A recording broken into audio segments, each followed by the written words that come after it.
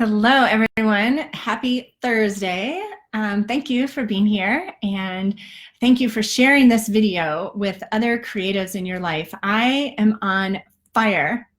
Oh, I just realized, look at the painting I have to show you. I am on fire right now because, wow, I've recently been facilitating an experience at Gathering of the Creatives, surrounded by hundreds of creative spirits. People passionate about empowering themselves and others creatively. Hey, Anna. Hey, Jane. And I've also noticed a theme, a pattern amongst creatives, getting emails in my email boxes from other life artists, inviting you to make more money as a creative. A lot of us have uttered words like, I'm not in this for the money, it's not about the money. A lot of us have experienced not making the money that we need in order to do our creative work. Maybe you simply have a desire to earn extra income. And what is the truth is that there is a lot of low vibration energy around the word money. And what I know to be true, like nobody's business right now, is that we want, and we, the collective we, humanity, wants as many creatives making money right now as possible. And here's why. It's twofold. It's probably more than twofold, but hi, Camille. So here's the reason why the world wants creatives making money. One is because money is power. Money is energy. Imagine if the predominant place where money was in this culture was with creatives, not with corporate or with whatever. It was like, wow, creatives are the money holders. Like, they have a lot of influence, right? How different would our world be right now? So we want as many creatives, as many right brainers, which means we're present and more love-based than fear-based, having the influence and freedom and expression that money allows. Okay, so that's the first reason. Creatives making money is good for the world. So that's the first thing. The second thing is that we are being called into a whole new creative paradigm. And thank you, Jane Ashley, for publishing my book, Rise Above, Free Your Mind One Brushstroke at a Time, because the truth is that we are in a whole different age where creativity really means something completely different than what it meant to us growing up. Like, our internal hard drive around creativity is that it's about, making art, that only some people are creative and other people aren't, that creativity is like great to do in your spare time, or, if you're a housewife and you have all that free time, right? Whatever. And it's not important. Like, the important stuff is the numbers and the bottom line and the proof and, where you live and what you drive and all that kind of stuff. And we know that's not true. The new creative paradigm is about us understanding that we are here to live as creators. It's like our life force, our chi, is synonymous with creativity. That's why I was so grateful to find Randy Davila and Hierophant Publishing and Gathering of the Shamans and Gathering of the Creatives. Before I said anything to Randy, he said, we're really getting behind this creativity thing, because if we don't take back our creative power, we're not going to get anywhere that we want to be. Like, our creative nature, our creative fuel, our creative spirit is what is going to take us into this new earth, where we're not worried about the environment collapsing on itself and humanity dying off, where we're not dealing with sex trafficking, which I was just looking into yesterday. I have a future reality where I am out as a warrior helping that. Anyway, where our political system is one that is supportive rather than destructive. So many things on this planet need to change. We haven't experienced these changes before, so that means we need to create them. We need to have this creative confidence that no matter what is going on outside of us, we can create what we need from within. I can get a little excited. There's a lot of energy here. So I and my left brain goddess, Dawn Sinkula, who runs my business in the back end and many other successful people's businesses, have created a simple 30-day business challenge to help you make more money. You can learn about it at creativesmoneychallenge.com. We're launching a live group on October 7th. And here's what I know, like I know.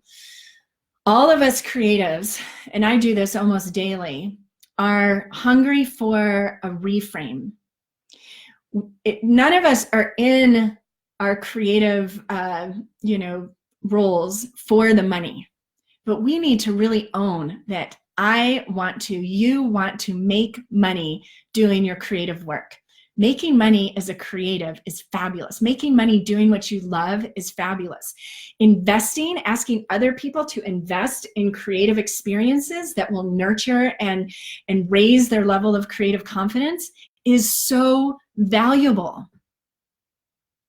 We want people investing in developing their creativity because it's what the world needs right now. Taking back this creative power, understanding that we have created every moment of our reality up until now, which means at any point we can choose to create something different. Hi, Kimberly. Right? So this is the adjustment, and I go about it in this Creatives Money Challenge is really amazing because Dawn and I together are this dynamic duo, this amazing transformational money earning team, because I love to reframe this for you.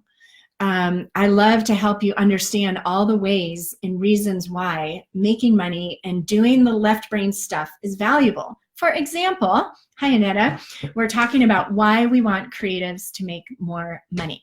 And I have a program starting next Monday, the Creatives Money Challenge. It's a 30-day business challenge for creatives to help you launch and get new income, create new income in 30 days. And we do it in a way that feels good for us, right? And there is a balance. There's the enlightened left brain, this enlightened analytical logical mind that understands it's here to serve your creative heart. Okay, so we're going to reframe what it means to be a creative making money so that you feel good about it and centered in your power. As an example, hi Kelly, as an example, no one that I work with, especially my creatively fit coaches, my clients, other creatives I meet, none of us are like, ooh, I love marketing. I love, the technology, and I love writing email sequences, and I love all that stuff, right? When you put it that way, you don't. But what we do love is sharing our passion, sharing our heart.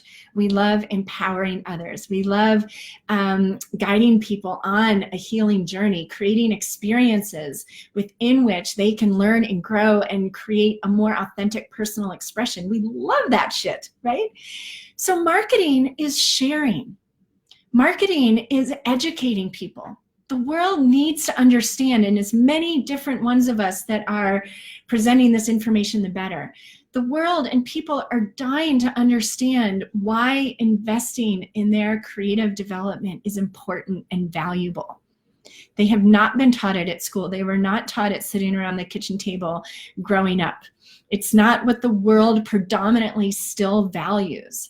It's easier for people to spend hundreds of dollars on a pair of shoes or a trip or a car and deny themselves these experiences that will guide them within, that will ultimately help them to create a more passionate, fulfilled, peaceful, aligned, authentic life from the inside out. It's our responsibility, those of us who have experienced the power of nurturing your creative spirit, to educate them, to create experiences within which they can get the glimpse, feel into what's possible, understand, because you're going to explain it from your perspective, why this is so valuable. So marketing is developing relationships. Who out there is like, I don't want any new friends. I don't want any more meaningful relationships. I don't want to be a source of nurturing, inspiring information in the world. You all do. And we have this amazing internet where I can just hop on and reach hundreds, maybe thousands, if you guys all share this, of people. It's an unprecedented time of sharing where everyone can be on equal playing ground. Start your YouTube channel, get your professional Facebook page, show up and share what you're experiencing and invite people into it and charge them for it, because we want them valuing it. And what happens when you spend money on something? You value it, you honor it, you make time, right? That is all wrapped up in this Creatives Money Challenge. And I wanted to offer and share with some of you, hi Michelle, I wanted to share with you some of my recent paintings and explain the power that art brings to this business side of things. When I was at Gathering of Creatives, you know, last week or whenever that was, 2 weeks ago, I had a lot of conversation with amazingly creative souls and really amazing hearts. And we'd be talking about these visions and what we want to do and the new studio space that we got and all these different things. And then they'd say, like, I've got to figure it out.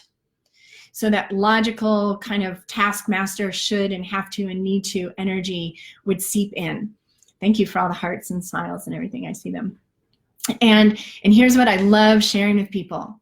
Don't try and figure it out. Like, your dream come true does not lie on the other side of logic, okay? It lies on the other side of you being present, which in the present moment, you don't have any stories or baggage around money or how worthy or unworthy you are. You don't have any fear of the future, but I've got to provide for this and pay for this. In the present moment, you can access the unified field of possibility. You can access anything that you desire, and you can call and anchor that in and choose that, and then tell the past and future side of you, that logical left brain, we are going to make this happen. And words, so when you have a goal, like I want to start a business, I want to earn money, the words business, the word money, the word finances, the word, you know, pay my bills, all of those words inherently trigger that logical thinking. Okay, because language is something we've learned and we've filed away and we've pulled on from our past. What I have found to be exponentially more powerful is to assign a symbol to what it is you want to experience in your life. And when I paint, and the process I teach my clients and my creatively fit coaches is one where you create energetically, symbolically into your physical experience exactly what you want. And then you hang it in your house and it pulses this energy. Just like, imagine walking into a home that was covered in art that was like grotesque and violent and ugly and vile, right? Like, you couldn't even stay in that house. You would, even if Mother Teresa was in that house, you would run out of there, okay? Likewise, having this positive art that is interwoven and layered and layered and layered with all of your highest intentions is powerful. And it also creates time and space where you're meditating on what you want. There's the mailman. So for example, I just did this painting this summer, and this was connected to the Wilderness Walk, Alaska. Anna was there with me. And what this, the energy of this painting and what I learned from this painting is that I want to follow my heart and what fires me up, right? And sometimes life can feel like you're in this ring of fire, right? Like you're getting burned. Like shit gets real and scary, and it's like, oh, I'm scared. And even then, what I know, like I know, and many of you have heard me say this, that everything is there to love you. So even the fiery, scary, burning, you know, like challenging situations are my heart being refined, my passion being clarified, my conviction around what I'm doing being strengthened from the fire. So this reminds me that no matter what is going on in my life, that I am being loved, that I am being nurtured, that I am being cared for. That sometimes it feels like a warm campfire, and sometimes it can feel like I am like head down running through the fire. But either way, it's there to support me and nurture me. So I keep this, and even if I don't look at it and like, oh, that's reminding me, ... it zings me with that knowing. And so it's sitting right here, like where I do a lot of computer work, to remind me when I'm like, I don't want to be at the computer anymore, like, embrace it, right? So that is an example. And that's when, like, you might be inspired to paint a heart with flames around it. These symbols have so much energy. So I would invite all of you watching, and if you're watching the replay, thank you. Thanks to your friend who shared it. You guys, please share this, because, oh my gosh, medicine for the world. Allow a symbol or an image to come to you. Ask for a symbol that will help guide you, will anchor your vision of what you want to create into the art that is your life. And something will come up. It will come up more than once, or it will come at you very unexpected, like an animal crossing your path. I've never seen that animal here before. Okay, that's your symbol. Look it up, Google it. Go to the Oracle of Google. Here's another symbol. Okay, so this is Quetzalcoatl, the winged or plumed or feathered serpent. And the story that I love about this, there are, I think, several other stories. I just love painting the eyes in here. I feel like the eyes help me see things clearly. So this painting, the story of Quetzalcoatl is that he was, Quetzalcoatl was this little snake who was hidden in a cave, and all the other snakes would go out into the sun, but Quetzalcoatl was too afraid to go out into the light. So a lot of creatives I work with have a fear of being seen, right? Because then you might be rejected. And maybe at some point you were rejected in your life. But that is a misplaced fear, because I'm betting that when you show yourself, you're going to be wildly supported and loved. So anyway, so the snake stayed hidden in the cave, afraid to go out. And the rain god, who I can't remember the name, but the rain god saw this snake and decided that it wanted to help the snake conquer this fear. So the rain god sent this deluge of rain to the point that the cave flooded and the snake had to go out into the sunlight. How many of us have had that experience where we knew we were in fear, we knew we were being called to leave the cave and go into the light, right? But we were afraid, and we didn't do it until the rain god sent the rain and forced us out of the cave, right? Like something happened in our life that made us have to face this situation. It can be a divorce, it can be getting fired from a job, it can be getting sick, like it can just be having a bad day or having a conflict with someone. I say, instead of waiting for something like that to happen, go to the canvas and allow the canvas to mirror to you where you're stuck and how you can create the change. So anyway, so the snake got out into the light, and it's just swimming on top of the water, right? And it saw a bird, I'm not remembering the name of the bird, this beautiful, colorful, feathered bird flew right over the snake, so that little Quetzalcoatl on top of the water saw itself reflected in the water with these beautiful wings. And it wished in that moment, I wish I could fly. I wish I had wings like that bird. And again, the rain god clearly has a very strong affinity for this little snake.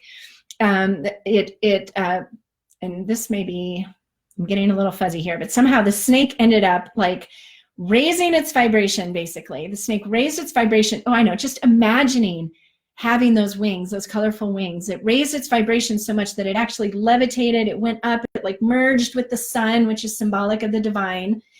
And in that moment, because it believed that it, was flying, it had that divine, like, you can do anything you want, the rain god blessed it with its feathered wings. The plumed, feathered serpent became a reality. And Quetzalcoatl decided to fly all around the planet and help other people believe that their dreams could come true. How awesome is that? So, like, you go to paint Quetzalcoatl just to align with, bathe yourself in that energy. And then you keep this painting, again, hanging out over here by my workstation, to remind you that if a snake can get wings and fly, you can do whatever is in your heart, right? So what I invite you to do is twofold. Hi, Tammy. Hi, Jane.